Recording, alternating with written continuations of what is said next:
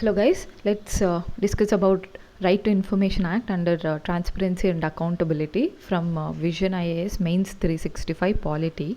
So first, why is it in the news? Parliament recently they've passed the Right to Information Bill in 2019. So what are the amendments brought to the RTI Act? Removal of the fixed term.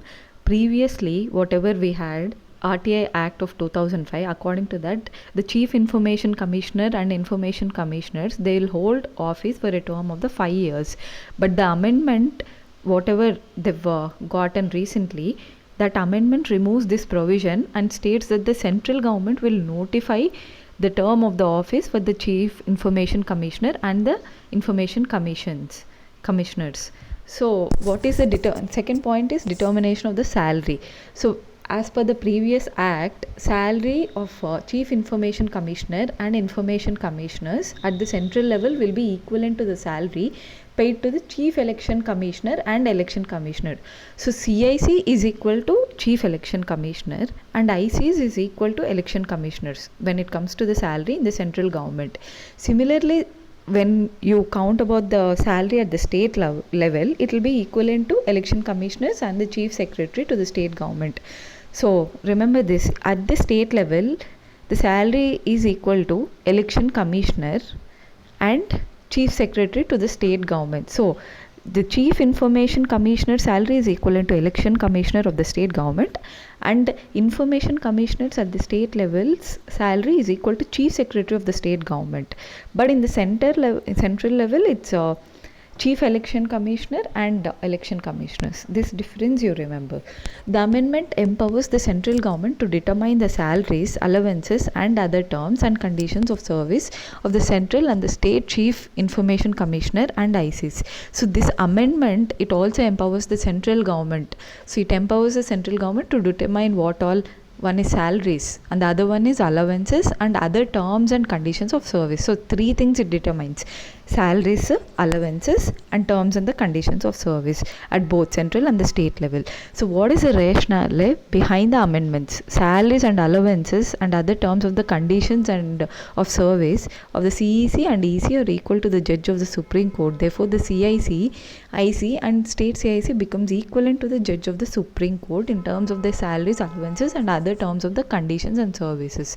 So basically what they wanted to say is, you can never be equal to judge of the Supreme Court. Judge of the Supreme Court is a supreme authority. So when CEC and EC salaries are equivalent to judge of the Supreme Court, and when Information Commissioner salary is also equivalent to CEC, which is in turn equivalent to judge of the Supreme Court, then CIC and IC's salaries will become equivalent to judge of the Supreme Court. So it says that CIC and IC are no lesser than the judge of the Supreme Court. So that is their rationale. So but the functions carried by Election Commission of India and the Central and the State Information Commissions are totally different. So Election Commission of India is like the supreme authority when it comes to So Election Commission of India is of course the ultimate authority in India. But information commissions, they do altogether a different thing and their activities are very different from what election commissioner does. So the purpose of the amendments proposed is to provide for enabling provision under the RTI Act to frame rules regarding salaries, allowances and conditions of services for Chief Information Commissioners and Information Commissioners and State Information Commissioners. Presently there are no such provisions available under RTI Act 2005. So the main purpose of the amendments proposed is to provide for enabling provisions under RTI Act to frame rules. So previously they didn't have a provision which talks about salaries, allowances and conditions of services, but now they wanted to include these provisions. So this is the amendment. Arguments against the amendments: dilutes the status of Chief Information Commissioner and CEC and the state level offices were kept at the same footing as according to the Supreme Court of India. RTI and right to vote are equally important fundamental rights. So basically it dilutes status of CICs. Why? Because now the Chief Information Commissioner becomes lesser than the Chief Election Commissioner. But according to Supreme Court statement, right to vote and right to information are at the equal footing. So this amendment contradicts that Supreme Court's order. So dilutes the independence of CICs and ICs. Whatever independence these chief information commissioners and information commissioners had, that independence it dilutes, because now central government is the one who determines the terms and the salaries.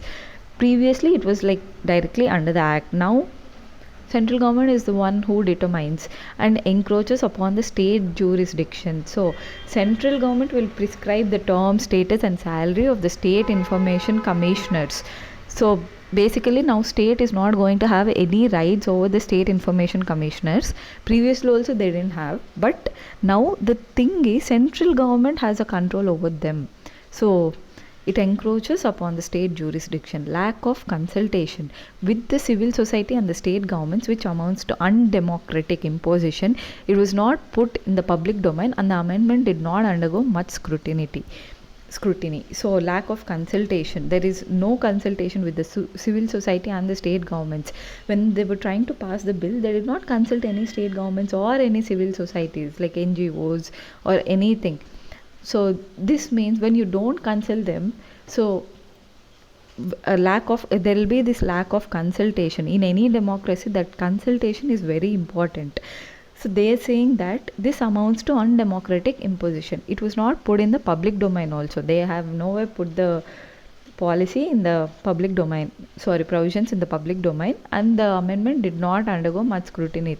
So normally when you try to pass the bill, parliamentary committees should scrutinize the bill and the members should ask questions, all of that. So it didn't undergo much scrutiny. Conclusion: with the increasing number of attacks on RTI users, the government may focus its efforts on better proactive disclosure of the information and offer protection to people who show truth to power by exposing corruption and wrongdoing. So you can conclude this by saying that there's increasing number of the attacks on RTI users. So right to information, if they're using that, there's increase in the attacks. So government should focus on efforts on better proactive. So like they should themselves try to disclose the information, and they should be able to protect those RTI users who show truth to power by exposing corruption and wrongdoing. So these people need that protection because they are the ones who are going to expose corruption and the wrongdoing. But instead of doing that, here the government is like trying to throw them away from asking any information. So when you come to Central Information Commission. So what is Central Information Commission? They have established under RTI Act 2005. Commission consists of what Chief Information Commissioner and not more than 10 Information Commissioners. So there is one CIC and not more than 10 ICs. They are appointed by Home President of India. On the recommendation of whom, there is a committee which has Prime Minister as the chairman, leader of the opposition in the Lok Sabha, and the Union Cabinet Minister nominated by the Prime Minister. So the three members who recommend President about CIC. So who are they? Prime Minister will be the chairman and leader of the opposition of the Lok Sabha, and the Prime Minister nominates Union Cabinet Minister. So these three will advise the President. They should be persons of eminence in public life with wide knowledge and experience in law, science and technology, social service, management, journalism, mass media or administration and governance. So whoever you appoint as CIC or information commissioners, who should they be? They should be persons who are eminent in public life with wide knowledge. So public life with wide knowledge, experience in law, science and technology, social service, management, journalism, mass media, administration and governance. CIC and IC hold office for 5 years or until 65, whichever is earlier. They're not eligible for reappointment. Reappointment for CIC is not at all applicable. Okay. President can remove CIC and IC from the office under the certain conditions. So President can remove them under certain conditions like unsound mind. There's so many provisions which are there in Polity Lakshmikant.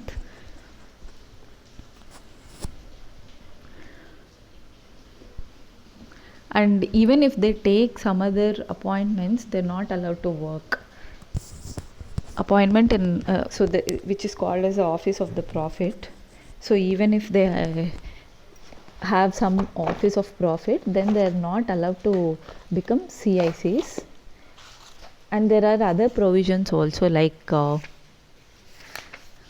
tell you. So if he is adjudged and insolvent, if he is insolvent, you cannot appoint him as a CIC or information commissioner.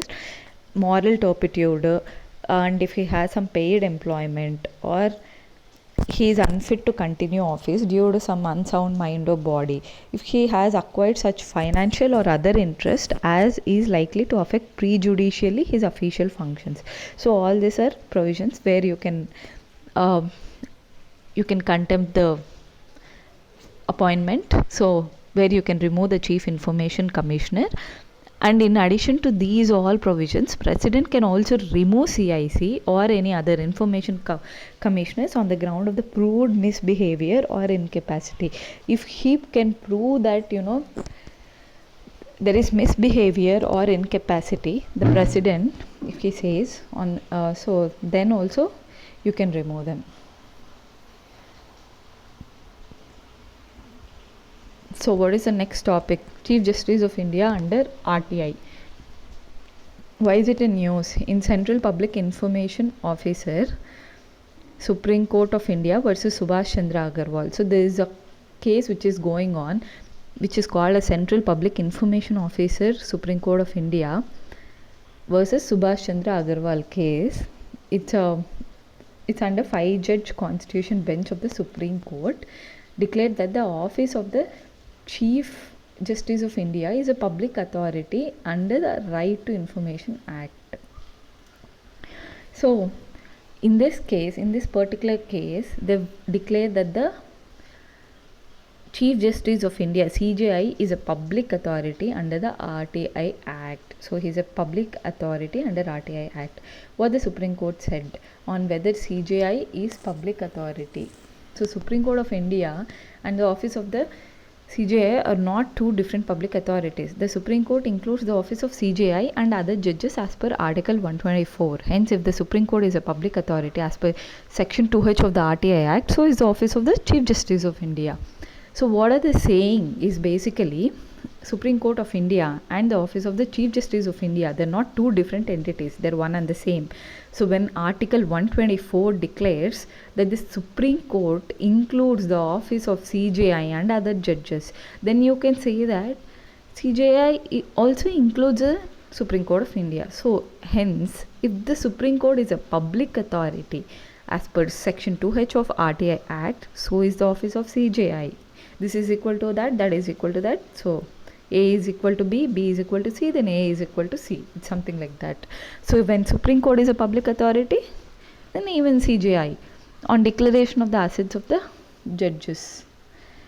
What did it say? CJI does not hold information on the personal assets of judges in a fiduciary capacity.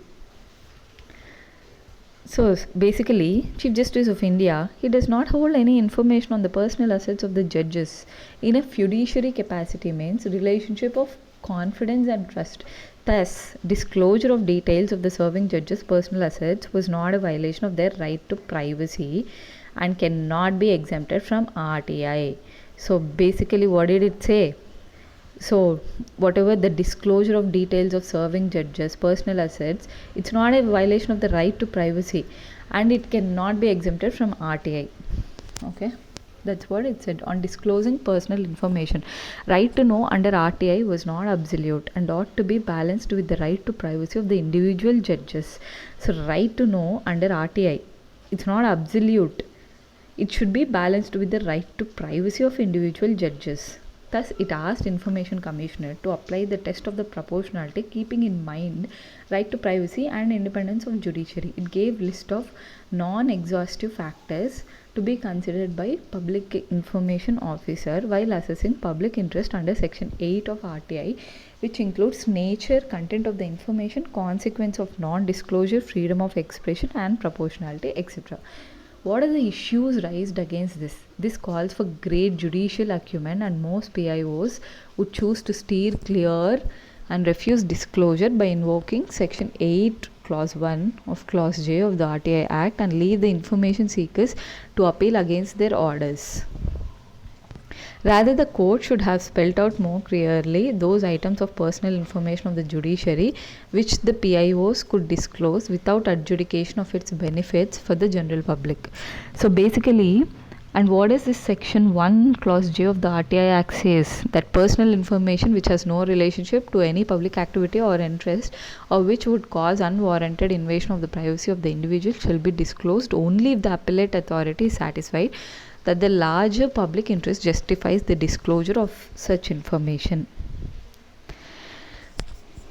So regarding information relating to judicial appointments, here Supreme Court drew distinction between input and output. Output is a final outcome of collegium resolution, while input is observations. Thus, only names of judges recommended by the collegium can be disclosed, not the reasons. Also, Supreme Court said the information relating to collegium deliberations is treated as confidential third-party information. Such cases, PIO should follow the procedure mandated under Section 11 of the RTI Act. This notice should be first issued to the third party about the RTI request for the information. View of the third party should be considered before the PIO takes a call. So, what are the issues raised against this? This goes against Supreme Court assertion in SP Gupta versus President of India and others case in 1981, where it said documents consisting of the correspondence exchanged between the law minister or other high-level functionaries of the central government, Chief Justice of the High Court, state government and CJI in regard to appointment and non-appointment etc. cannot be regarded as protected entity entitled to immunity from disclosure. So basically in SP Gupta case in 1981, where it said documents consisting of the correspondence exchanged, so they said that it cannot be, those documents cannot be regarded as protected entitled to immunity from disclosure. So basically this whatever they've given now, it goes against that conclusion. Supreme Court rightly observed that transparency and accountability should go hand in hand. Increased transparency under RTI was no threat to judicial independence. Thus, judgment goes long way enhancing trust of people in justice system. Okay. We'll see the next topic later.